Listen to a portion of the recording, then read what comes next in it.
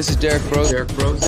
This is Derrick Broze of the Conscious Resistance. I'm here in Standing Rock. That man is wanted in 5 different countries: Chile, Argentina, Brazil. We've been fighting a long time.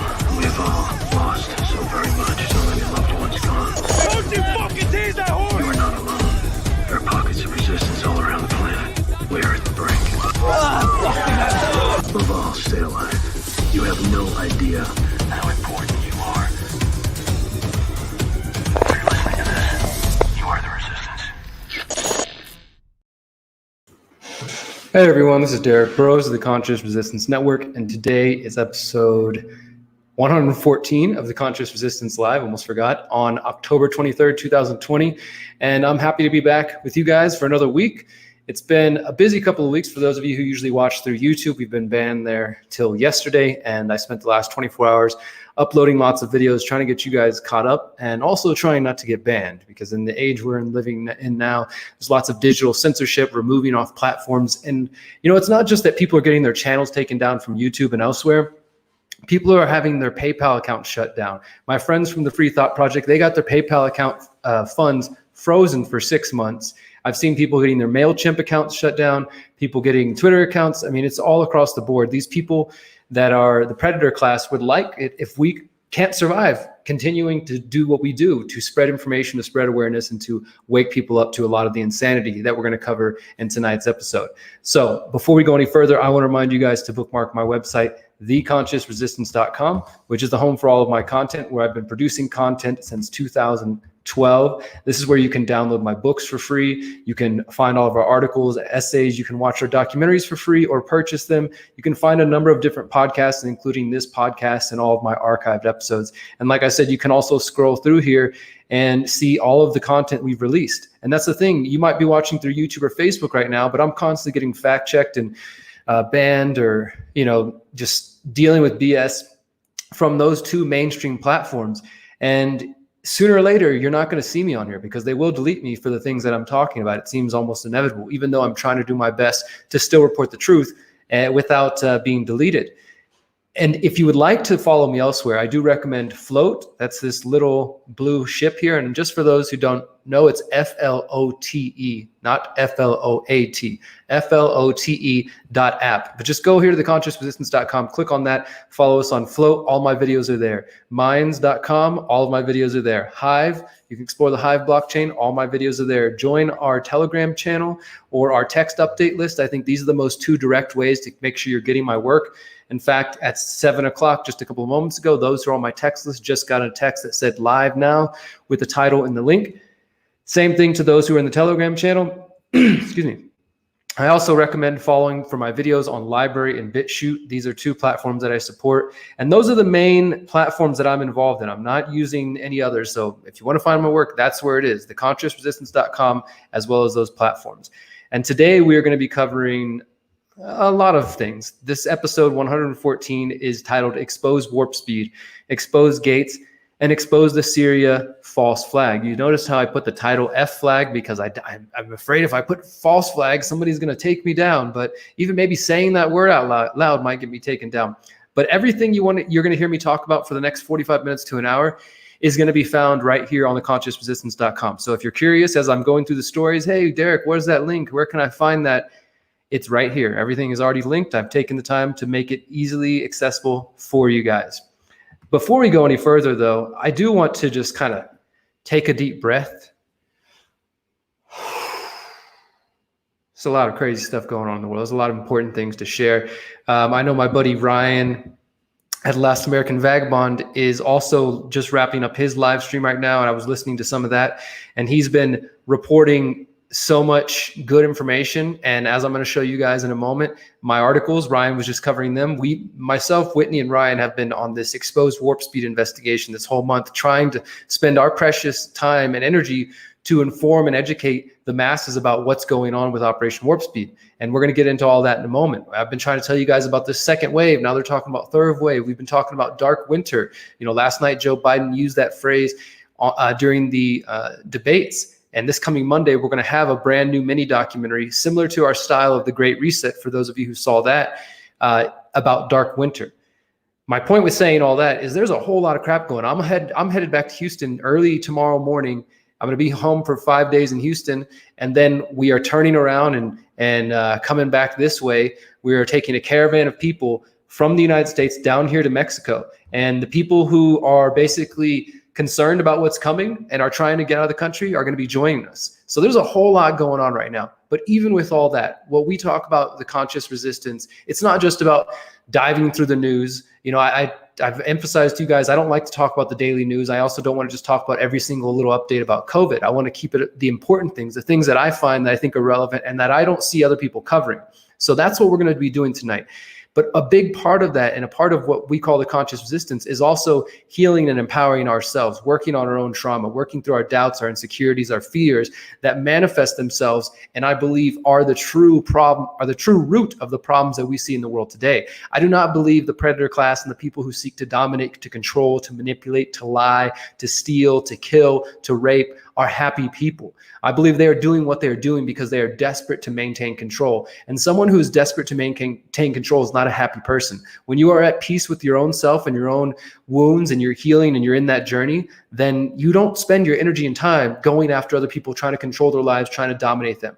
The other dangerous aspect of this is these psychopaths have convinced themselves that they are doing good and that they are, you know, running the world for us because they think that, you know, they know what's best for us. And then the other aspect of that is they've convinced a lot of our brothers and sisters in the public that, yeah, we should vote for these people. We should support them. We should embrace their ideology and think that what they are doing is good for us. So I just want to share some of that thoughts before we just dive headfirst into the news. I know a lot of you guys come here for the news, and it seems like when I talk about spiritual, the solutions, which is what the conscious resistance is about. In case you're new here and you don't know what the conscious resistance means, go to our about page, read my books, you know, read the essay, What is the Conscious Resistance? It is a movement that is both spiritual and physical. It's about exposing the physical manifestations of power as well as working on our own doubts and traumas. And it's about providing solutions, which is where the philosophy of agorism and counter economics comes in, which is something I've talked about here on this channel since the beginning. So if you don't know, we are spiritual anarchists who focused on solutions, but I'm also a journalist, and I use my work as a journalist to try to expose the truth in the hopes of informing people. So that's what you're in for tonight. We've got, let me just show you on screen the stories that I am going to cover. Let me just see real quick. So we're going to cover my exposed warp speed investigation that I just put out yesterday on Last American Vagabond. We're going to talk about the Syrian, more evidence that the Syrian, that there's a false flag that took place in Syria, several of them over the last couple of years, and that the United States, Donald Trump, bombed Syria based on a false flag. We have even more evidence than ever. And of course, that's being totally ignored in the mainstream, but it's also being ignored in the alternative. I don't really see anybody else talking about it. Then we're going to talk about this brand new report on Bill Gates, which again, nobody's talking about, so I'll talk about it. And then this really interesting article I found about the secret powers of the presidency, which is pretty interesting because it talks about things like continuity of government, which is basically the plans for a secret shadow government, and some other things that I'd never heard about. So we're going to get into that. And then our last topic of the day will be the Federal Reserve and the IMF are increasing their push for a digital dollar, for digital currencies to replace the dollar as the world reserve currency and to move us closer and closer to the technocratic state of complete monitoring of our lives, and where people who are not a part of that digital dollar and of that system basically will be locked out. So that's what we're working on tonight. And as I said, for those who are just joining us, we've been banned for the last 2 weeks. If you're just joining and you have questions, go to the YouTube channel, go back to elsewhere. You can see the videos that I did yesterday. I've not been on vacation. We've been banned, but I have produced 14 reports in that time. So Uncle Kaczynski and anybody else who's wondering, Derrick, where you been? Have you been on vacation? No, I have not been. And I suggest that you go subscribe other than YouTube, because those are the kind of questions I'm going to get from people who are only following on YouTube and who aren't paying attention to what's, you know, going on with my work and the censorship. But before we get into those stories, guys, I cut together a little edited clip that I want to share with you. And it's really important. I hope that you will sit back, pour yourself a glass of water, relax, tune your mind, your heart, and your soul into these words. And if you got a joint, light it up and soak in the vibe here. If you don't have a joint, that's fine. You don't have to smoke weed. I'm just saying, pay attention. I'm going to share with you this clip that I put together of a Native activist and brother, John Trudell, who's been a huge inspiration for me. And if you've been here for a while, you've heard me talk about John Trudell. You've seen me talk about his words and share some of his clips. He died in 2015. I was supposed to interview him, but I was unable to do that. But he remains a huge inspiration to me. And this clip from him is about voting and about trusting the government. So check this out, guys. It's just a couple of minutes long, and then I'll be right back. We're faced with a very serious situation in this generation. There are insane people who wish to rule the world. They wish to continue to rule the world on violence and repression. And we are all the victims of that violence and repression. We, as the indigenous people of the Western Hemisphere, have been resisting this violence and this oppression for 500 years. We know that the black people have been resisting it for at least that long. And we know that the white people have had to endure it thousands of years. And now it's come full swing to this generation that we live in. Nuclearization of the world. You see, this cannot be, we cannot allow this to continue to go on. We cannot do it. You see, and we cannot expect that the pro-nuclear oppressor, that other side, we cannot expect that they're going to change for us. They are going to become more brutal. They're going to become more repressive. We are power, but they have separated us from our spiritual connection to the earth, so people feel powerless. We look at the oppressor and we look at the enemy because they have the most guns and the most lies and the most money. People start to feel powerless. We are power. We are a natural part of the creation. We were put here on this sacred Mother Earth to serve a purpose. Somehow we are betraying our purpose here, and that is why we live in the confusion that we live in. They tell us, they want us to believe that we are powerless. We are a natural part of the earth. We are an extension of that natural energy which is spirit and which is power. Power. A blizzard is power. An earthquake is power. A tornado is power. These are all things of power that no oppressor, no machine age can put these things of power in a prison. No machine age can make these things of power submit to the machine age. That is natural power. And just as it takes millions and billions of elements to make a blizzard to happen, or to make the earthquake, to make the earth to move, then it's going to take millions and billions of us. We are power. We have that power. We have the potential for that power. I remember in the 60s and the 70s, and I heard all this thing about power to the people, and I never really understood because everyone was saying power to the people, and they were talking about demonstrator, they were talking about vote, they were talking about dealing on the terms of the oppressor. Our power will come back to us, our sense of balance will come back to us when we go back to the natural way of protecting and honoring the earth. If we have forgotten how to do it, and if we think that it looks overwhelming and we can never accomplish it, then all we have to do, and each of us as an individual can go out and we can find some spot on the earth that we could relate to. Feel that energy. Feel that power. That's where our safety will come. The earth will take care of us. We have to understand that the American corporate state will not take care of us. They do not care about us.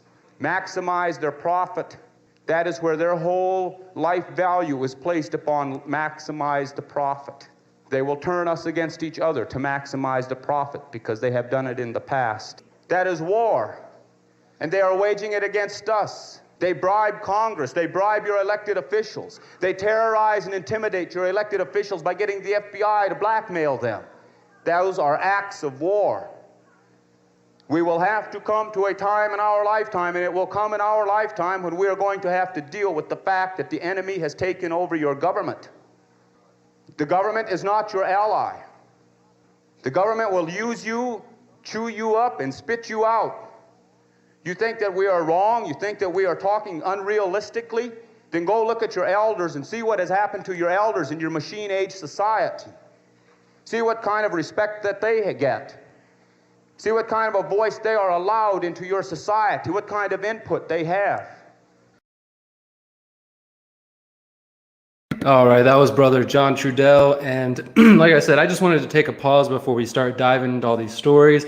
which are very heavy and important information to just stop and think back. You know, a lot of you out there are probably going to be voting. Unfortunately, even some people in my audience are voters. They haven't actually listened to the arguments I've made over the years, or they're still somehow convinced that Trump or Biden are going to be different. I even see some delusional person in the comments, you know, trying to make excuses for Trump and, you know, QAnon type stuff. It's sad to see, but here we are just a week over the election and people are still falling for it, you know, a week before the election. And I hope that more and more people will wake up. Unfortunately, people voluntarily give away their power by trying to contribute to the system. And if you want to find out more about John Trudell, especially that clip that I was just playing, it was from a speech he gave in 1980 during a Thanksgiving Day protest in action. You can just find it on YouTube and elsewhere, called Take Back the Earth. And in fact, as I'm saying, oh, it's on YouTube, I don't want you to go to YouTube. What I need to do is upload it to Library, upload it to BitChute, upload it to Hive, Minds, Float, so that it can be elsewhere. And that's another thing, guys, as we're trying to circumvent this system of YouTube and Google monopoly.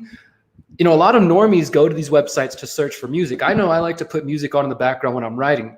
I need to find all the jazz hop and chill hop and music I listen to on Library, on BitChute. So we need to start channels that are just uploading music, uploading, you know, how-to videos, garden videos. If these platforms are ever going to compete with YouTube, they have to have more than just conspiracy, you know, research. They have to have the things that the type of normal people will be looking for. And that's not always going to be the type of things that we seek. So just a thought. So let's go ahead and dive into it now. I got a lot to cover and we're already 15 minutes in. Let's start with my most recent article for The Last American Vagabond. How about that? Because I think this is going to be an important one. I know Ryan already covered this on his show, but I will do my best to cover it as well. And to encourage you guys to read the article yourself, because that's what's always best. The head of Operation Warp Speed and the Gates Foundation are pushing bioelectronics and vaccine patches. That's right. The vaccine patches are coming. And this is a part of the Operation Warp Speed, which was started by Donald Trump. And the head of Operation Warp Speed was a guy named Dr. Moncef Slaoui, who is a big pharma shill, a former executive with vaccine manufacturer GlaxoSmithKline. He sits on the board of all kinds of different companies that have been connected to injectables, to patches. You know, he's been talking about this technology for some time. And of course, he's connected to Bill Gates, as is nearly every single person connected to the COVID-19 recovery, and especially Operation Warp Speed.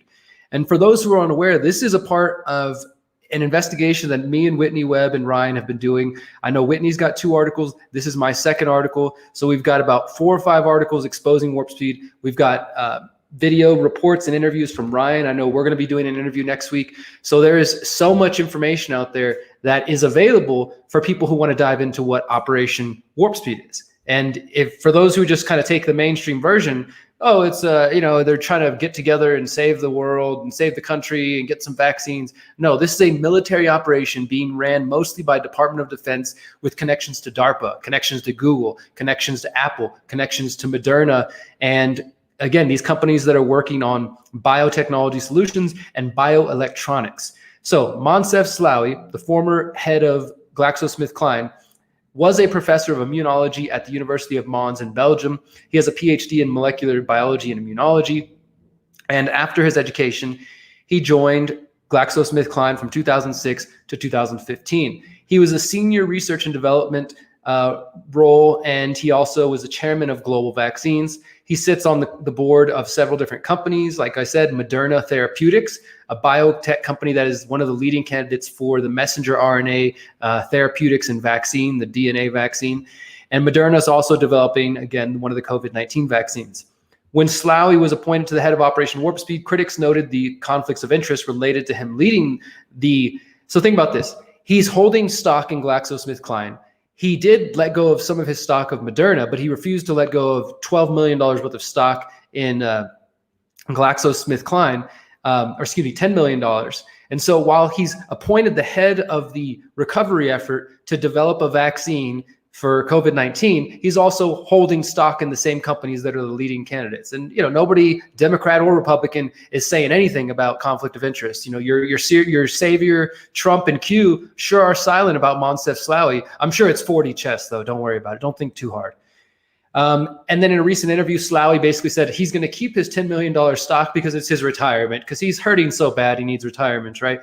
And then I found this other interesting story that ProPublica said that he had committed to donating any increase in the value of his holdings to the National Institutes of Health. So if he's claiming that if he does make money off Operation Warp Speed, if his stocks go up, he will give the difference to the National Institutes of Health. But the contract specifically said that this may occur, and again, they use that word may, on the last death of the employee and his or her spouse. So whenever Moncef Slaoui dies or his wife dies, then they promise they will donate the profits from Operation Warp Speed. The dude's 61 years old. His wife is, I think, 58, 59. They could easily live another 30 to 40 years.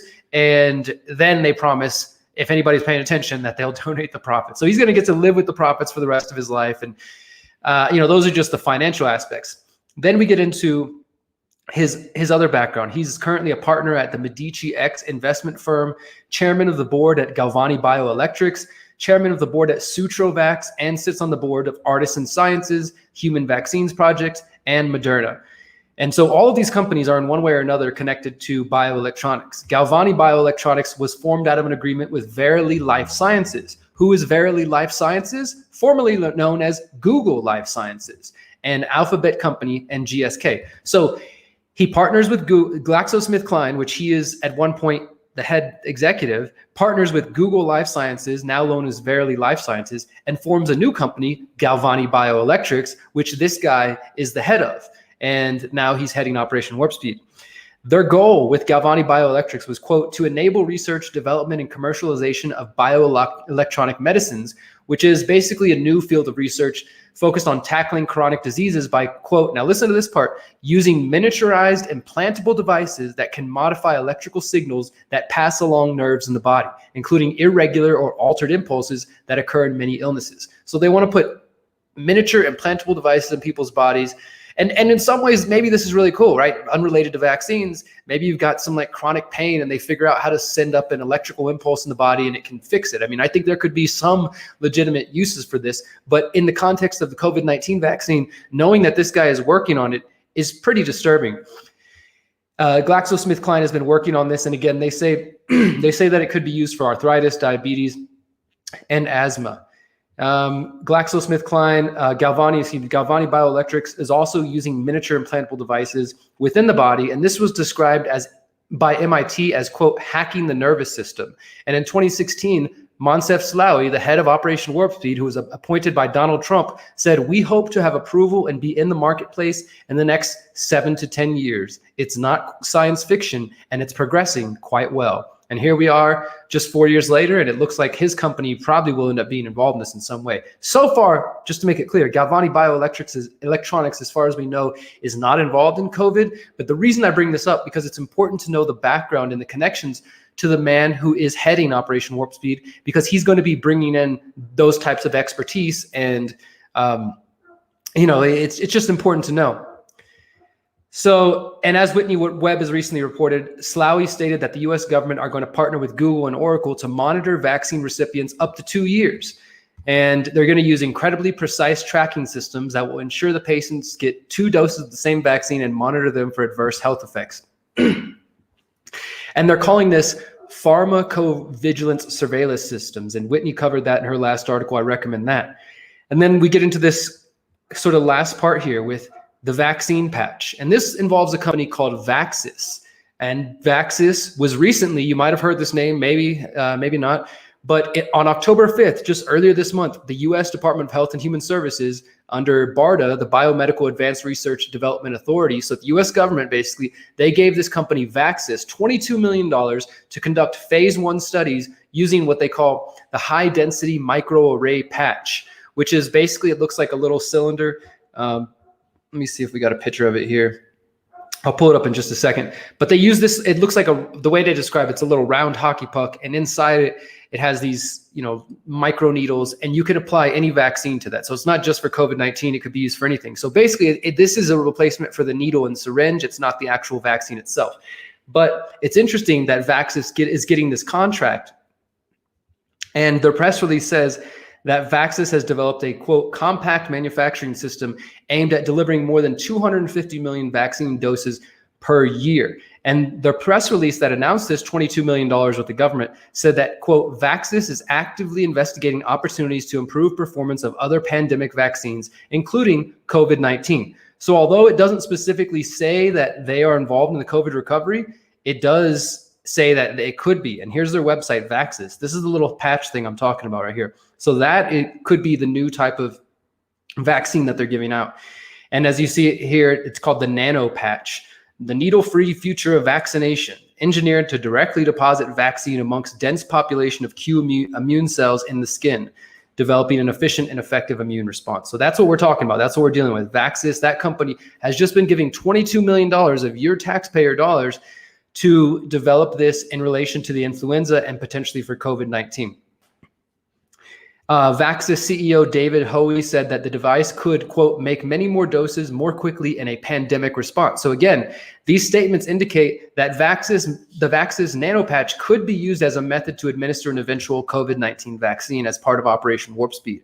And they described the nanopatch as a 9x9 millimeter array of thousands of very short projections around 250 microns in length. These projections are coated with a vaccine and reportedly deliver vaccines more efficiently than a needle and a syringe. And they call it a hockey puck shaped applicator that is pressed on the skin. And then I start to get into the background of Vaxis. And this is where I would like for you guys to go do your own research, but this is where the connections come to Bill and Melinda Gates. Vaxis was founded in 2011 in Australia. They've partnered with Merck, as well as the World Health Organization and the Bill and Melinda Gates Foundation. They received $4.4 million from the Gates Foundation in November 2016. And then just earlier this year in March, they got another $5 million to continue using the Vaxis patch for the measles and rubella vaccine. And the nano patch itself is developed by Professor Mark Kendall and his research group at the Australian Institute of Bioengineering and Nanotechnology.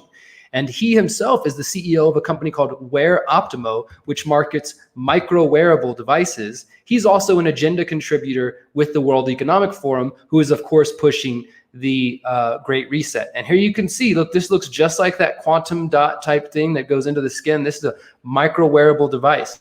This is not the same one just to be clear again, this is not being marketed at the moment for COVID-19.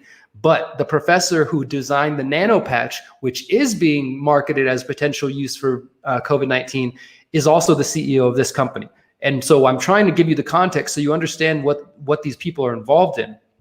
They're involved in a number of different projects that involve implantables, injectables, and putting things below your skin. And as I said, he is an agenda contributor of the World Economic Forum. He is seen as a contributor to biolistics technology, which is a specific set of gene editing technology, which involves something they call a gene gun, which can deliver vaccine particulates into your skin at more than 1,500 miles per hour, which is pretty insane. And so I'm just going to read the last paragraph here. When President Trump first announced the appointment of Dr. Moncef Slaoui, he also promised Americans the first 100 million doses of vaccines would arrive in October, followed by hundreds of millions of more doses in December and January. As the deadline quickly approaches, Americans are left wondering if the influence of Big Pharma and the Bill and Melinda Gates Foundation is a sign that they should join the growing chorus of people who say they will not voluntarily sign up for the COVID-19 vaccine. So please, please, please go read this article yourself. I put the time in, I write these articles as I always like to harp on you guys and tell you, please read, because I know it's easy just to listen to me do the video, but there's so much more details in the actual article. And I know a lot of you are your own diggers and researchers, and you might find something informative or valuable in there. And yeah, that is the first story we're covering today. Let me go ahead and check out some of these comments as we get ready to talk about the next story, the Syria story, which is massive. But before we get into that, let me check on some of your comments. I know you guys always have interesting things to say. Kim says, no vaccine for me. Thank you. Yeah, I hope most people, we need a vaccination against cultism. Voluntary, of course. Yeah, Rika, you're right about that. Again, thank you guys for watching. Let's get some more thumbs up on here. We've got like 157 people watching across all the platforms. We are live on DLive right now and Float as well. So if you guys want to give it a chance, you want to leave Facebook or YouTube right now, you can go to float.app/conscious resistance and you can watch on Float, or you can also watch on the Conscious Resistance on DLive. So give it a chance and consider not supporting big tech, because the big tech companies, like I was saying, Google, Apple, a lot of these companies, they're they're working along with they're involved in Operation Warp Speed. Basically, that's what it comes down to. They're all involved with Operation Warp Speed, and if you want to stand against that, well, then we need to stand against using their products in general. I think so. At least we should consider that. So, all right, let's get into this next story. This is a big one. This is a really big one, guys. For those who don't follow the Gray Zone, I highly recommend thegrayzone.com. They are great journalists, a great team of journalists. Politically, they lean left a bit, but they are not Joe Biden, Russian hysteria leftists. In fact, they are one of the few left-wing media outlets that have been constantly calling out the BS about the Russian disinformation over the last couple of years, but also calling Trump out on his real crimes and holding the left-wing accountable as well, from Bernie Sanders to Biden to Hillary Clinton and everybody else. And some of you may remember that a couple of years ago, I did a couple of videos. I did this one right here in April 2018 called Dissecting the Syrian Conflict. And if you haven't seen this, I really recommend this. This is a pretty long video I did, and it was after there was some chemical attacks that took place in Syria, or at least that's what the media was telling us, that there was gas attacks that were the result of Bashar al-Assad and his tyrannical ways. And of course, I'm never here to defend any president or any leader, so don't take this as oh, you're an Assad apologist. But there was reasons to be skeptical from the beginning. So this report, and again, all these are linked at theconsciousresistance.com. This report from 2018, Dissecting the Syrian Conflict, it actually goes through my 2 articles that I wrote, one for Activist Post called Examining the Evidence for Chemical Attack in Syria, and then another article I wrote for Ben Swan's website called Examining Ground Reports from Syria. So my point with bringing all that up is just to say, we've been talking about this for a while here. We've been covering this. We've been trying to get people to realize that there was so many lies involving Syrian gas attacks. And yes, it was Donald Trump, based on those false flag attacks, that bombed people in Syria. I know we had somebody earlier in the chat trying to say, oh no, Trump was bombing deep state sites owned by Warren Buffett and blah, blah, Hillary Clinton and 40 Chest or whatever. But there's no evidence for that. There's no evidence for that. Trump was bombing based on a lie. And that was when the media finally were supporting him. They were like, oh, Trump finally became presidential today. And that was whenever Brian Williams were like, look at those beautiful bombs Donald Trump launched. Look, and the media all supported it. And it's funny because the Trump supporters, whenever they want to defend him, he's this all-powerful, omnipotent person who's taken on the deep state. But whenever you point out something like I did last week about how Trump has increased the drone war and now he's the drone emperor, replacing Obama as the drone king, it's always like, well, maybe he couldn't do anything. Maybe it was the military or somebody else made his decisions for him. You can't have it both ways. Either this guy is all-powerful or he's just a pawn in somebody else's game. And I think it's clear which he is. So myself and other people in the independent media have been talking about this for 2 years now. We've been telling people that there's been multiple false flags in Syria that have been used as justification to try to go in and get Bashar al-Assad. Of course, this was happening during the Obama years, and it still is happening in the Trump years. He might not have expanded it completely, but it's still happening. And now we have 2 updates from the Gray Zone. This one is almost a month old. Yeah, it's just about a month old. Leaked documents expose massive Syria propaganda operation waged by Western government contractors and media. Western government-funded intelligence cutouts trained Syrian opposition leaders, planted stories in media outlets from the BBC to Al Jazeera, and ran a cadre of journalists. A trove of leaked documents exposes the propaganda network. And then there was an update. It says a few days after this article was published, the authenticity of these leaked materials was indirectly confirmed by the British government, which reports that hundreds of Foreign Office documents detailing its Syrian propaganda operations were hacked in an alleged cyber attack. So at first, like the way the detractors always do, they're like, oh yeah, those documents are fake. It's Russian propaganda, Syrian Assad, just like we're seeing kind of with the Joe Biden thing now. But then the documents were confirmed, so now they've shut up because they realize when they can't try to debunk something or convince the public it's fake, they just basically stop talking about it.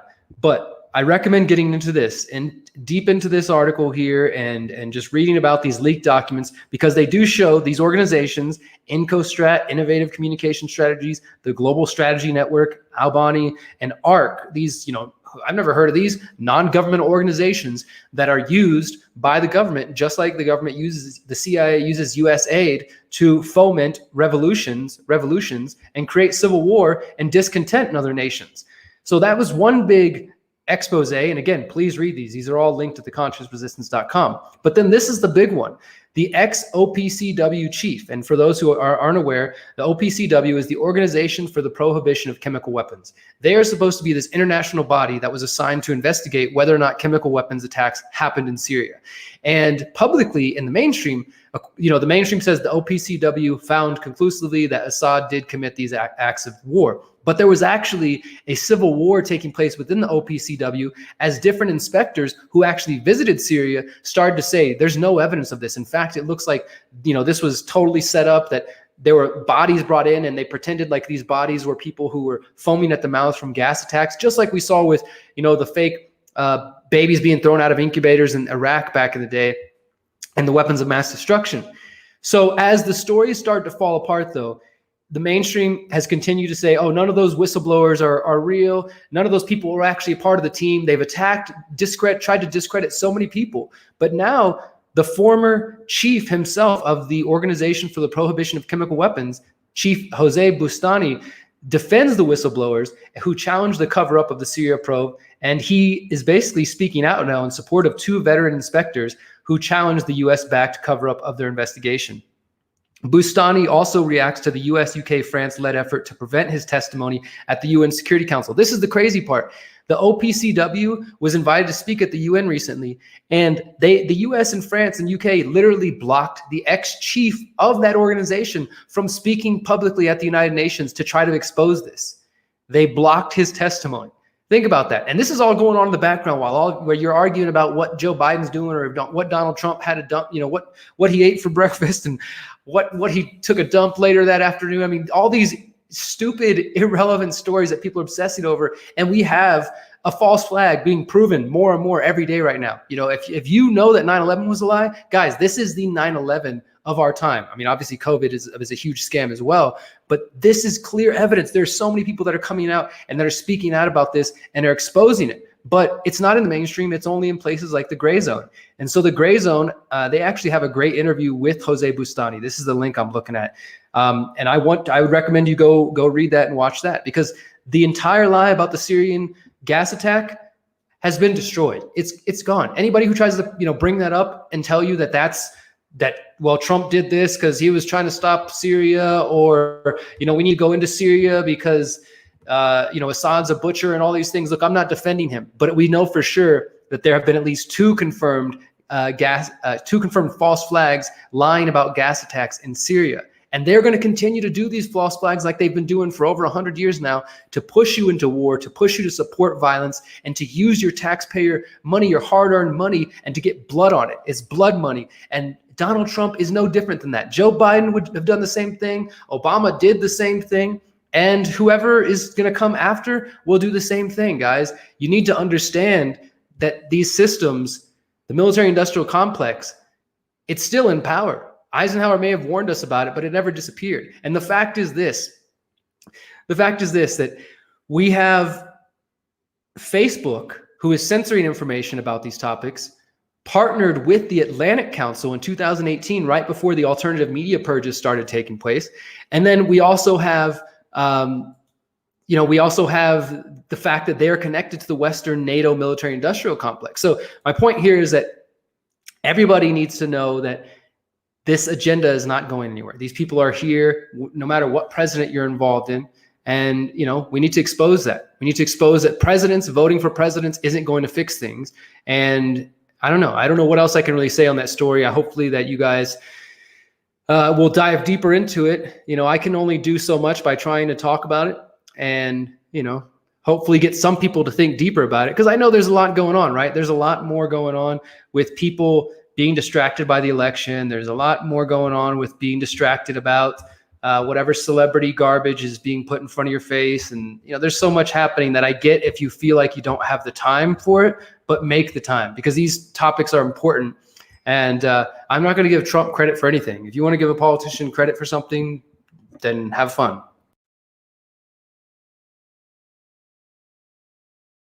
All right, let's continue on. This is another big story right here. This is another expose coming out about our favorite friend, Bill Gates. This is something you guys are not going to want to miss.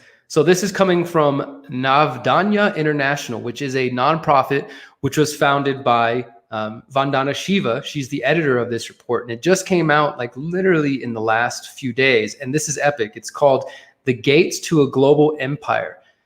And this is from the International Commission on the Future of Food and Agriculture from this nonprofit. The Gates to a Global Empire over seed, food, health, knowledge, and earth. And it says this report gathers evidence and throws light on the dangers of philanthrocapitalism, which is boosting the corporate takeover of our seed, agriculture, food, knowledge, and global health systems, manipulating information and eroding our democracies. Over the last 30 years, it has emerged as a major force able to derail the international agenda and push our future and the future of the planet towards extinction and ecological collapse.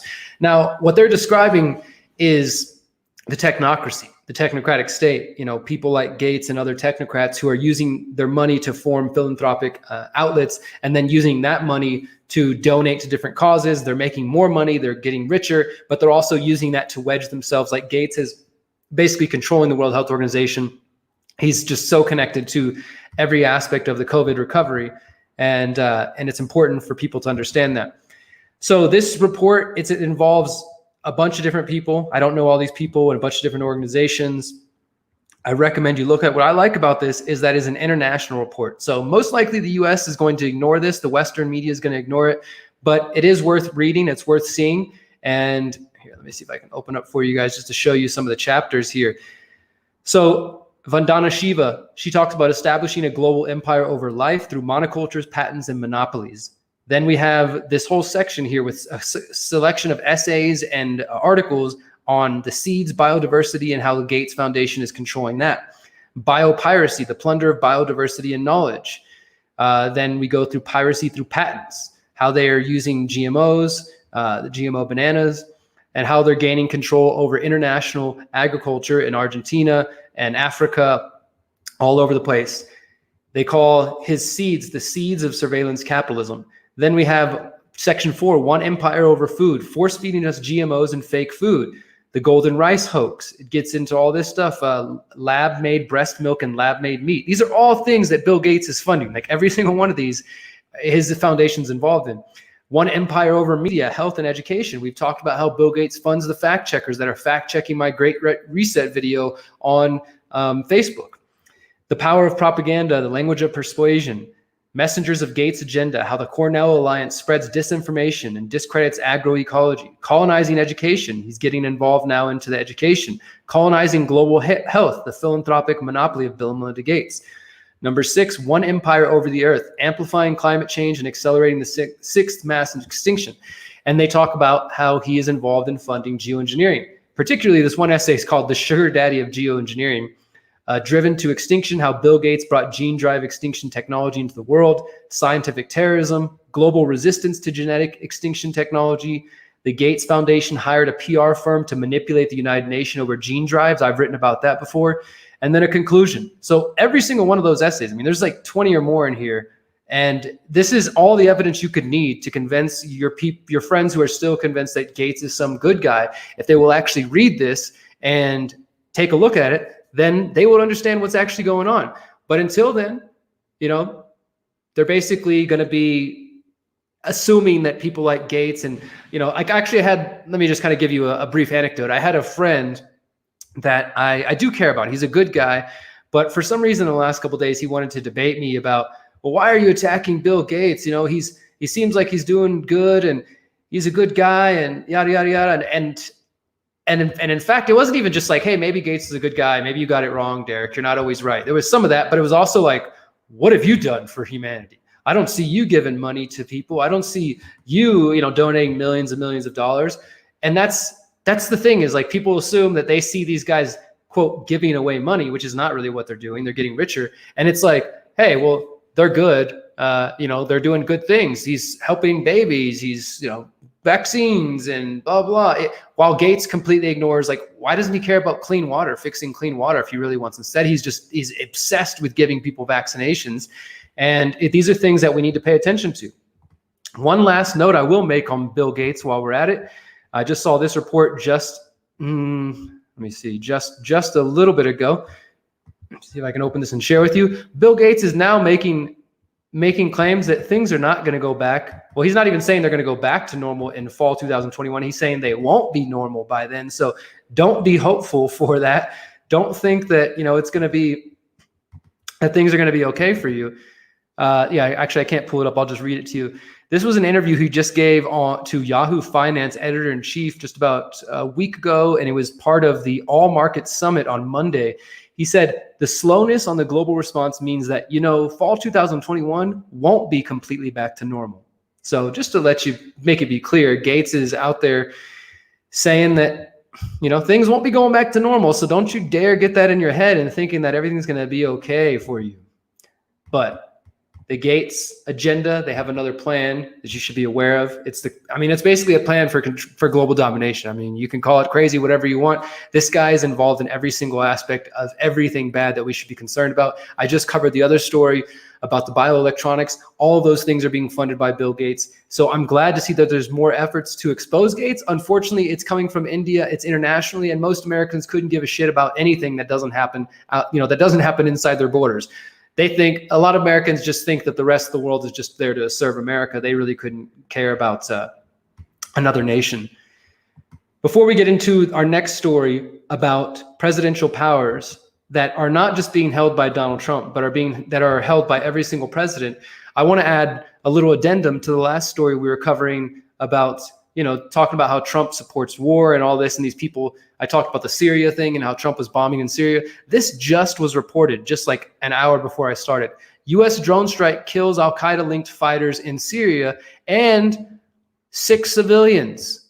6 civilians. It killed 23 people, including 6 civilians. And we got to remember that even when they say civilians, that the way that the U.S. government kind of measures these things, they call people, what do they call them?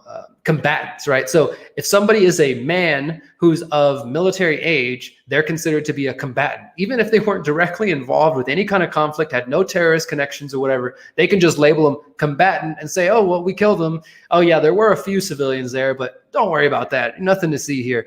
So just, for those of you who think your hero, Trump, is out there just being a good guy, CENTCOM spokesman confirmed U.S. forces conducted a strike against a group of al-Qaeda in Syria. Senior leaders meeting near Idlib, Syria. That's what they claim, at least. No mention of the dead humans and whether or not they're going to take care of their families or, change their devilish ways. I wouldn't hold my breath, though. And thank you guys for tuning in. This is Derrick Broze of The Conscious Resistance. We've got 2 more important stories that I want to cover. And I had a whole other story that I wanted to get into about Ghislaine Maxwell. I know some of you saw the story about some of the court documents being released. And a lot of the things in there aren't anything we haven't seen. There's some talk of Bill Clinton or this or that. But I'm going to save that for another separate video because it's a little more involved. And I really want you guys to I want to have that as a separate video. So stay tuned to that later in this week, after this weekend, because I am going to be headed back to Houston in the morning. I won't be working this weekend. But let's go ahead and get into this next article, guys. The Enemy's Briefcase by Andrew Cockburn. Secret Powers and the Presidency. Again, this is way too long for me to read, but it's coming from mainstream outlet Harper's Magazine. And this was just published. I think it's about to come out in the official magazine this month. Yeah, see, it says from the November 2020 issue. And you can download the PDF and you can read it and all these kinds of things. What I do want to say, though, if you don't know who Andrew Cockburn is, he's a good writer, so I would check his work out. But what he's getting into here is something I've never heard of: presidential emergency action documents. And he's basically talking about how Donald Trump has access to these PEADs, or presidential emergency action documents, and that every single president going back generations has had access to these. But these are some of the apparently most secretive presidential orders that we don't often hear about. We know about things like the COG plans, continuity of government plans, but at the same time, this is apparently even more secretive. While continuity of government has been discussed sometimes in hush-hush tones of, a plan for what the government would do in case of some sort of emergency, nuclear apocalypse, or things like that. That's been discussed out in the public, but these PAEDs, I've never heard of this. So it says, presidential emergency action documents, orders that authorize a broad range of mortal assaults on our civil liberties. In the words of a rare declassified official description, the documents outline how to, quote, implement extraordinary presidential authority in response to extraordinary situations by imposing martial law, suspending habeas corpus, seizing control of the internet, imposing censorship, and other repressive measures. Joel McCleary, a White House official in the Carter administration, said, quote, we know about the nuclear briefcase that carries the launch codes, but over at the Office of Legal Counsel at the Justice Department, there's a list of so-called enemies of the state that would be rounded up in an emergency. I've heard it called the enemy's briefcase. These chilling directives have been silently proliferating since the dawn of the Cold War as an integral part of the hugely elaborate and expensive continuity of government program, which is a mechanism to preserve state authority. They even have underground bunkers in case, something happens to the president. And this is the point. It's continuing to go on. There's all these different types of plans that are taking place. And this is in the background of COVID-19. I think it's important the reason I wanted to bring this up is because since COVID-19 began, you guys know that Donald Trump declared a state of emergency around the country. And then at the same time, your state and local authorities also declared states of emergency. Back in Houston, where I'm from, I remember when this happened. The mayor, he basically was granted indefinite emergency powers in the city of Houston. And there was only 2 council members who said, hey, maybe we don't want to just give this guy blanket authority into infinity. How about we say in 6 weeks for you visit it or something like that? And they basically got shut down and nobody listened. And so now, as it stands, and I was the only one, of course, I'm the crazy journalist in Houston. I was the only one asking, do these powers extend to vaccines? Does this grant, because if you read the executive orders, not only the presidential executive order, but all of the local and state executive orders, they pretty much already have language that would allow them to force vaccinate you. I wrote an article on this for Last American Vagabond way back in March or April, how showing that at least the state of Florida, and I'm sure others now, have already codified this and basically said that they can do whatever is necessary during emergency times to keep the public healthy. And if that means that they're going to force vaccinate you, then that's basically what they're going to do.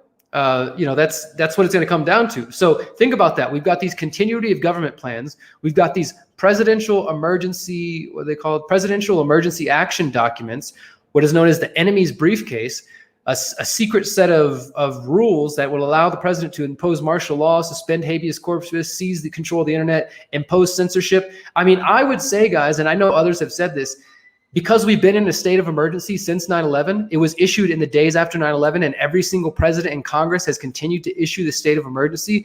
I would say that we are already under a form of covert martial law light, where legally they think they have the right to do all this, but they're not coming out publicly and doing it because they're afraid of, basically getting the people to wake up. I mean, think about it. If they announced tomorrow they were declaring martial law, then people would probably freak out more. Just like COVID woke a lot of people out, it serves their purposes to try to get people to be, sort of to slowly boil them, right? Like the frog in the pot, right? It's a slow incremental movement.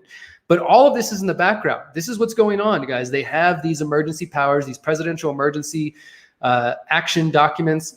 And Elizabeth Gautier, the co-director of the Liberty and National Security Program at NYU, says this is really one of the best kept secrets in Washington. But through the PEADs, though the PEADs are secret from the American public, they're not secret from the White House and from the executive branch. And the fact that none of them have ever been leaked is really quite extraordinary. And what I think that means is that they basically, they realize that they both can benefit from this. This is why neither the Democrats or the Republicans ever call each other out and say, hey, they want these emergency powers. They want the NDA, whatever. They want to indefinitely detain you. Neither one of them says anything because they basically want to make sure that they can use it if they ever need it. The Obama administration didn't get rid of it because he wanted to make sure he could have it. And the Trump administration didn't get rid of it because he wanted to make sure he can have it. And on and on and on it will go. Just like when Obama came into office after Bush, he covered up for the Bush torture. He didn't investigate Bush's torture. His administration totally backed off. Of course, they continue the surveillance programs, and it's the same thing. This is basically what they do.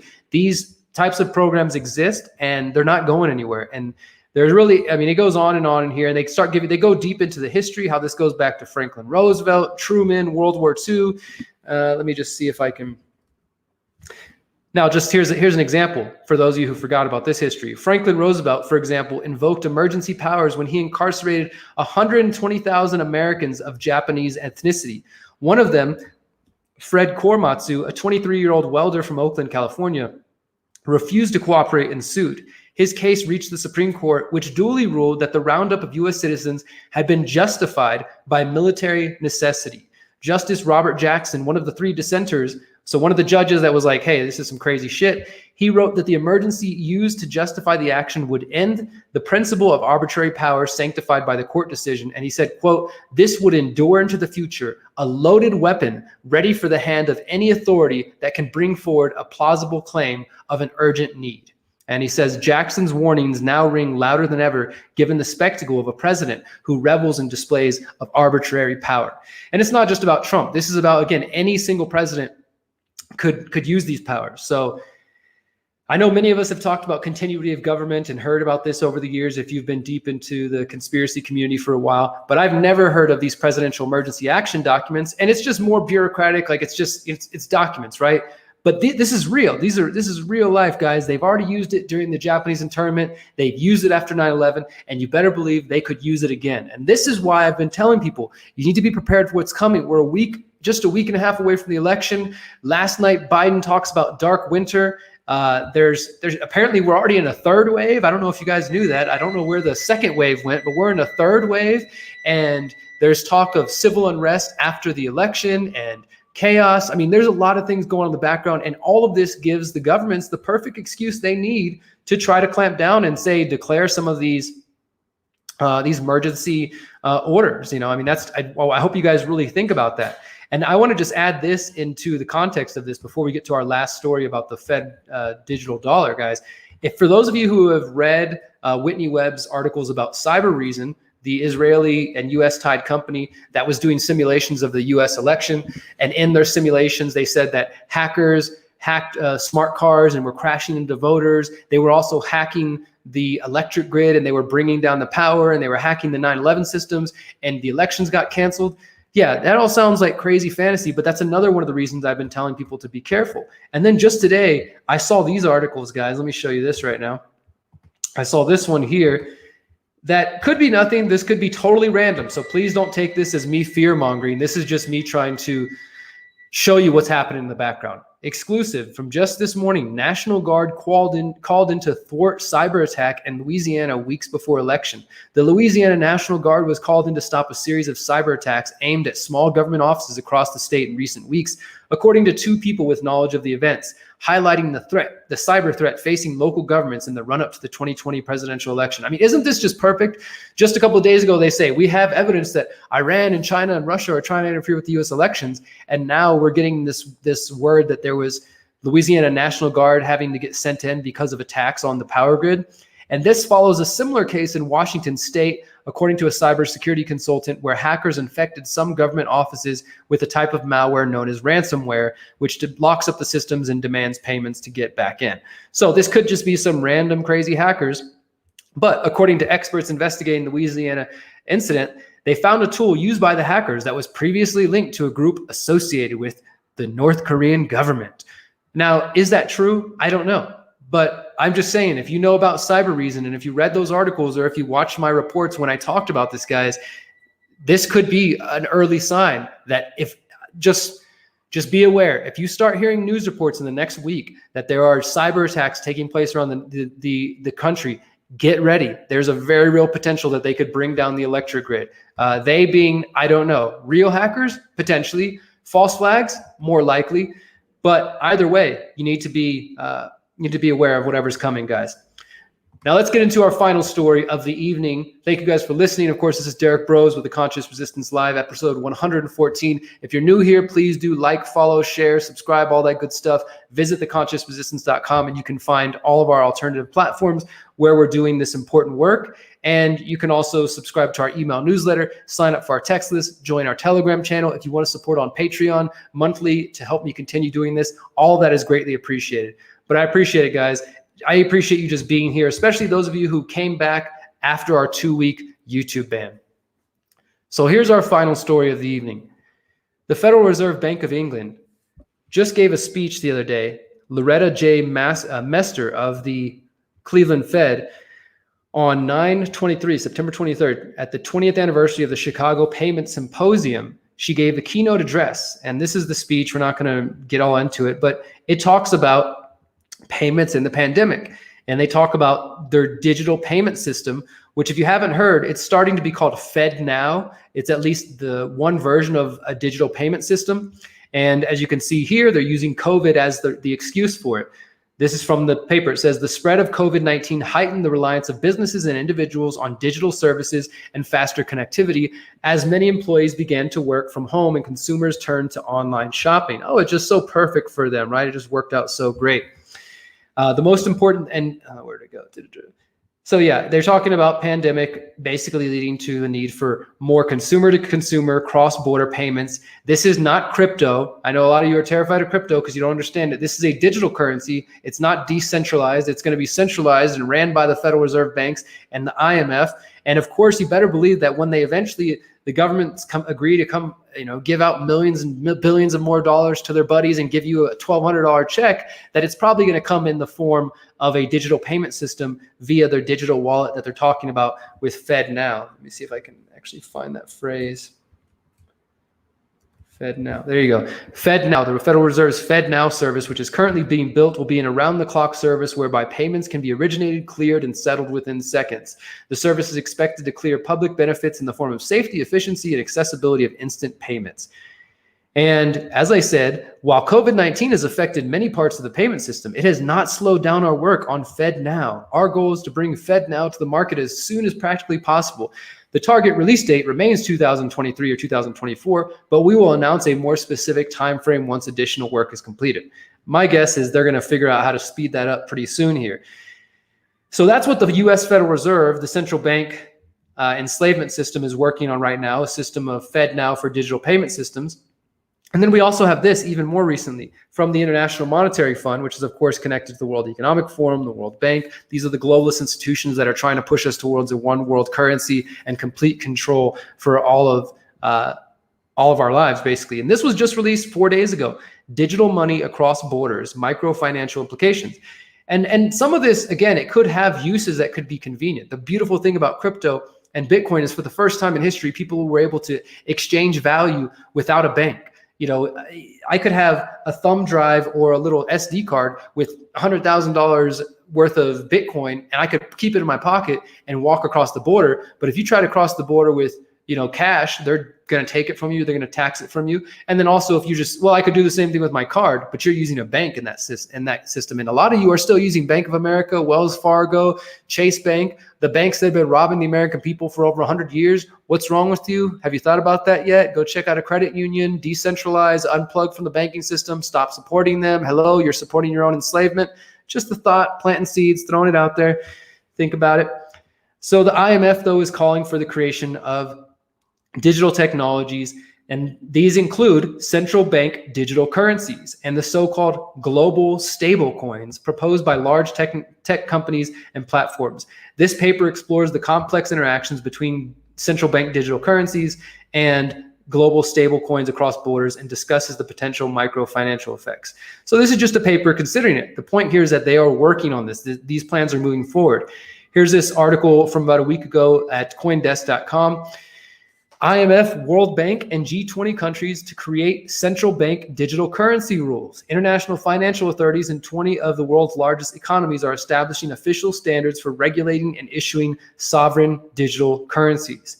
And this report said that the G20, IMF, World Bank, and BIS, the Bank for International Settlements, some of you know them, all of these have been involved with laundering drug money and trafficking and other things, are going to formalize the rules for the use of central bank digital currencies, which we were just talking about over here with the IMF. So there's a lot of action taking place to bring out these central bank global digital currencies, to bring out stable coins, as they like to come. A lot of us in the crypto community, we call them shit coins because they're fake and they're just government fiat money. And that's what we're trying to get away from.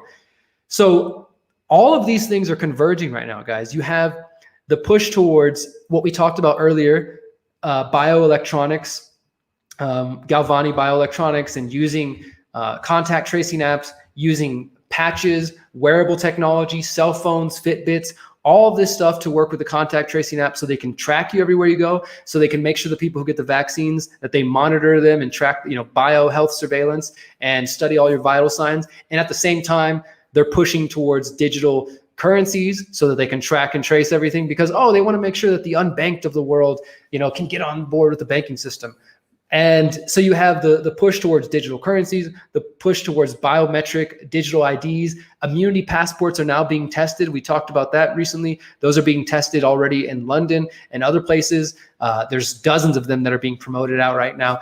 This is the technocracy, guys. This is the technocracy unfolding right now before our eyes. And I can't even believe this, but I actually wrote a book about this earlier this year. It feels like I wrote it 5 years ago because this year. I've heard some people say that every month this year has been like a decade. I wrote this book, How to Opt Out of the Technocratic State, way back when in January.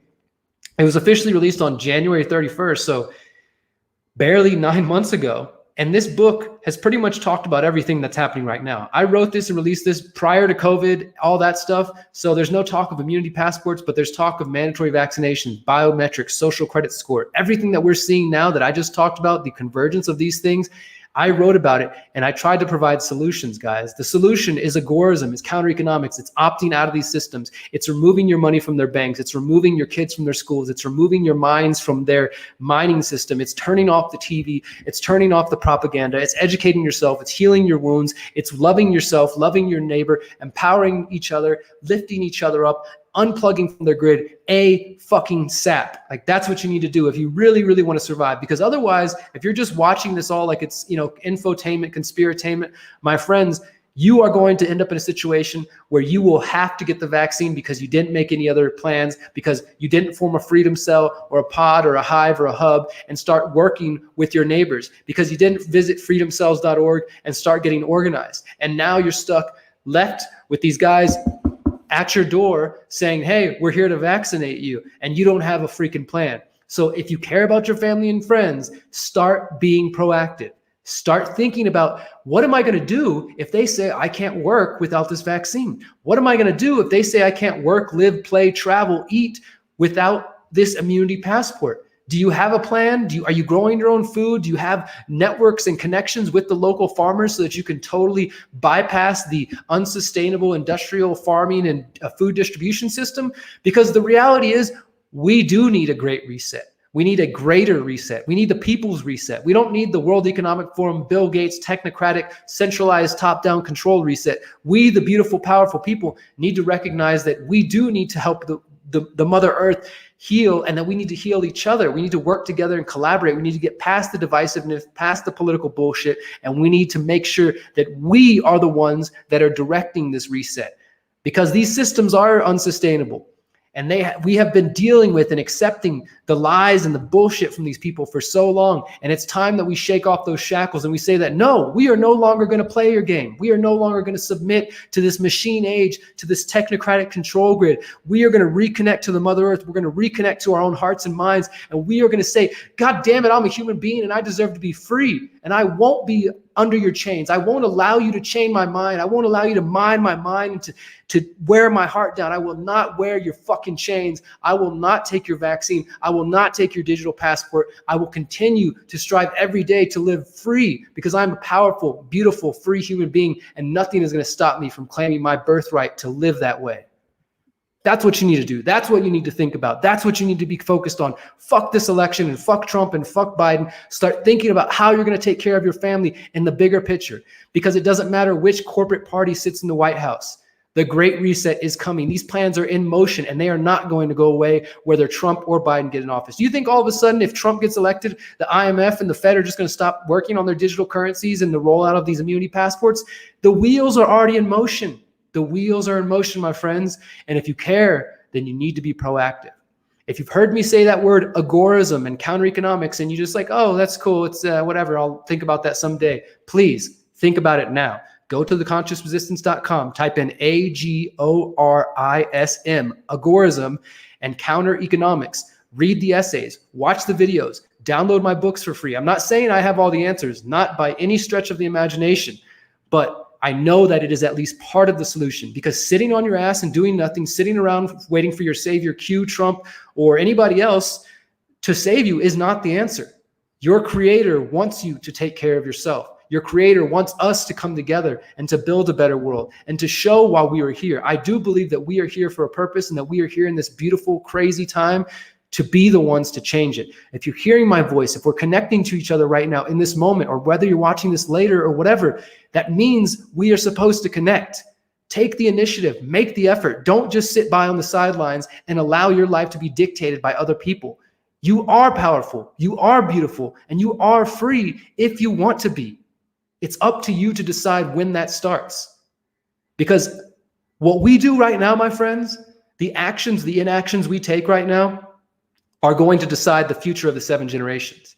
If we don't do shit, then the people who come after us are going to suffer. If we take actions now, even if it seems difficult, even if it seems insurmountable, how could we ever take on this massive machine, Derrick? How could we ever hope to overcome all this?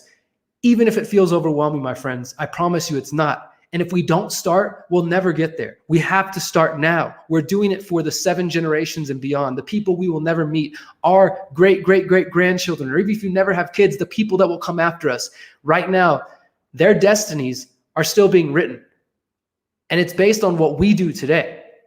So find it in your heart, in your mind, to give a shit. If you don't give a shit about your own self, I'm sorry to hear that, and I hope you will find the beauty in your own self. But even if you can't do that, find the desire to fight for other people, to fight for the future, because we are literally fighting for the future at this point. And I don't care who thinks I'm crazy, who thinks that I'm being hyperbolic or just, out of touch. This is the reality that I've come to know. And I know that my creator put me here for a reason. And I'm doing everything possible that I can to make sure that I fulfill that purpose. That is why I'm headed back to Houston. That is why we're doing the Operation Underground Railroad. We're going to have a caravan of 10, 20, maybe more people coming down to Mexico next weekend with us, who are going to be staying and watching the election from a distance because they are concerned about their family and friends. Some of them are going to be going other places. Some of them are going to be coming to the city that we're in. And it's insane. Like I said, I wrote about the Operation Underground Railroad in January, thinking that this might happen some point in the future. And here we are, and it's happening. And I'm so thankful that it's happening, because I'm thankful that people give a shit. I'm thankful that Freedom Cells has grown, that we have now more than 5,000 members on the website. We have people from all over the world paying attention, because I've been screaming my head off. So have other people about solutions, trying to get people to listen. And here we are, and people are paying attention. It is a beautiful thing.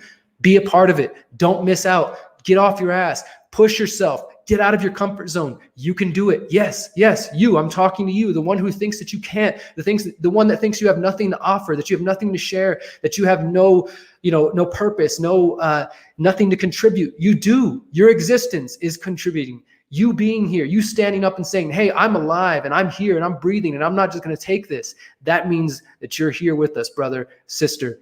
We have to do this together. We have to fight together, or we're going to die alone. And that's not the world that I want.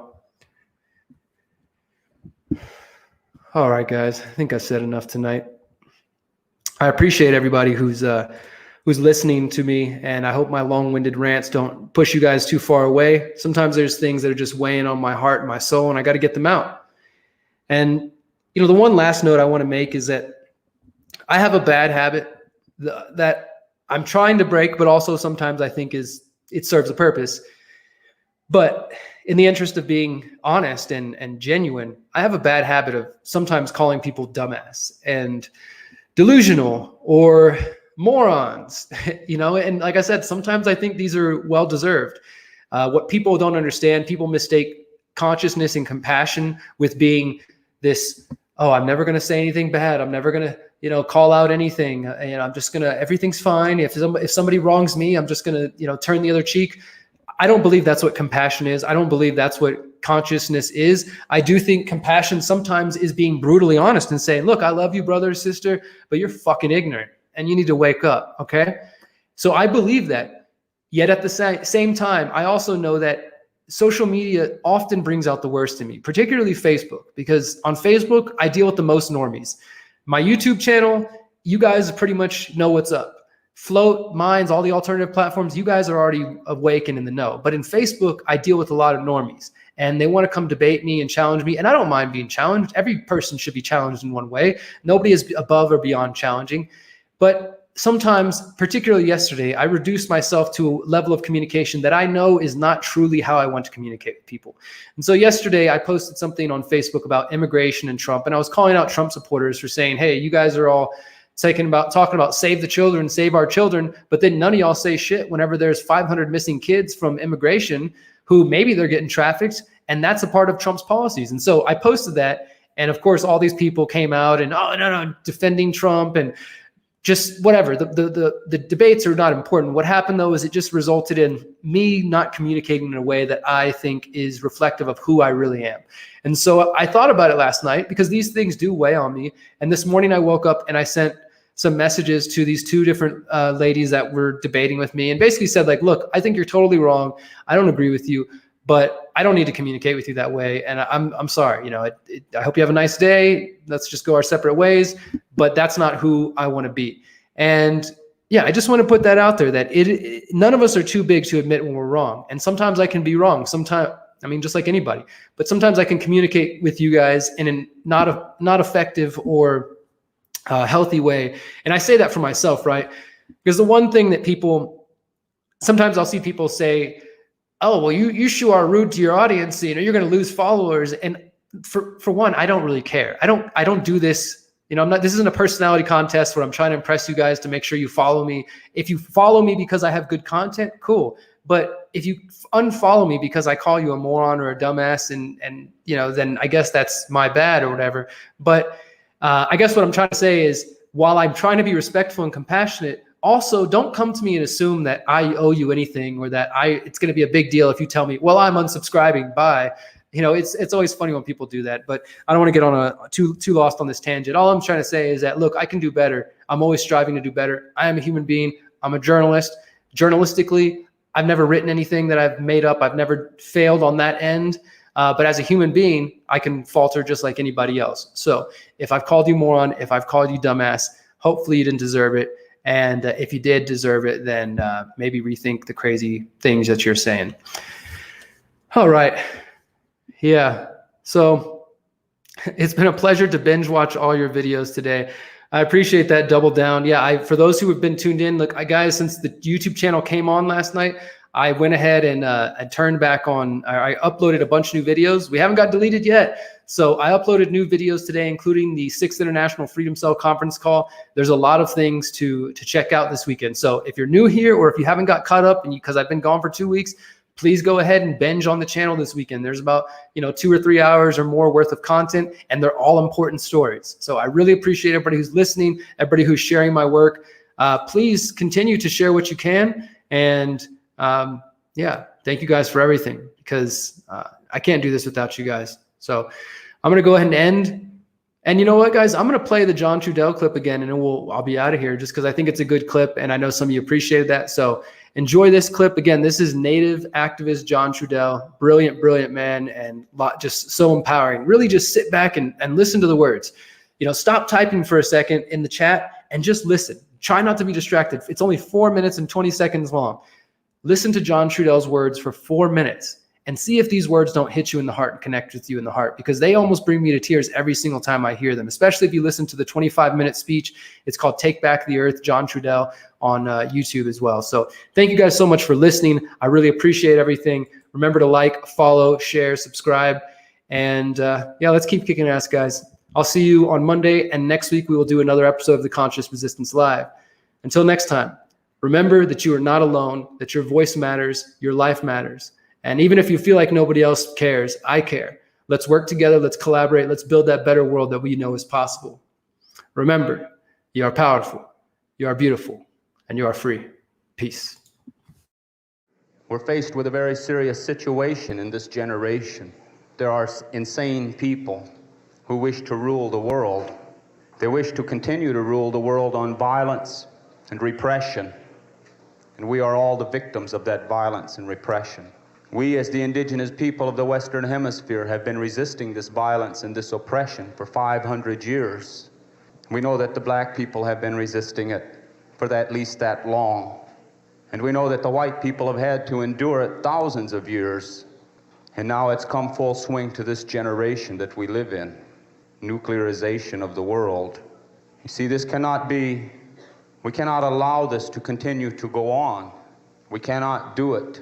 You see, we cannot expect that the pro-nuclear oppressor, that other side, we cannot expect that they're going to change for us. They are going to become more brutal. They are going to become more repressive. We are power, but they have separated us from our spiritual connection to the earth, so people feel powerless. We look at the oppressor and we look at the enemy because they have the most guns and the most lies and the most money. People start to feel powerless. We are power. We are a natural part of the creation. We were put here on this sacred Mother Earth to serve a purpose.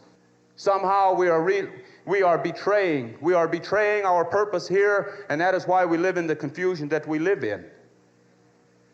They tell us, they want us to believe that we are powerless. We are a natural part of the earth. We are an extension of that natural energy which is spirit and which is power. Power. A blizzard is power.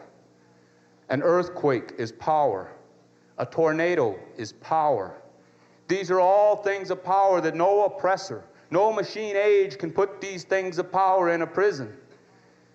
No machine age can make these things of power submit to the machine age. That is natural power. And just as it takes millions and billions of elements to make a blizzard to happen, or to make the earthquake, to make the earth to move, then it's going to take millions and billions of us. We are power. We have that power. We have the potential for that power. I remember in the 60s and the 70s, and I heard all this thing about power to the people, and I never really understood because everyone was saying power to the people, and they were talking about demonstrator, they were talking about vote. They were talking about dealing on the terms of the oppressor. Our power will come back to us. Our sense of balance will come back to us when we go back to the natural way of protecting and honoring the earth. If we have forgotten how to do it, and if we think that it looks overwhelming and we can never accomplish it, then all we have to do, and each of us as an individual can go out and we can find some spot on the earth that we could relate to. Feel that energy. Feel that power. That's where our safety will come. The earth will take care of us. We have to understand that the American corporate state will not take care of us. They do not care about us. Maximize their profit. That is where their whole life value is placed upon. Maximize the profit. They will turn us against each other to maximize the profit because they have done it in the past. That is war. And they are waging it against us. They bribe Congress. They bribe your elected officials. They terrorize and intimidate your elected officials by getting the FBI to blackmail them. Those are acts of war. We will have to come to a time in our lifetime, and it will come in our lifetime when we are going to have to deal with the fact that the enemy has taken over your government. The government is not your ally. The government will use you, chew you up, and spit you out. You think that we are wrong? You think that we are talking unrealistically? Then go look at your elders and see what has happened to your elders in your machine-age society. See what kind of respect that they get. See what kind of a voice they are allowed into your society, what kind of input they have.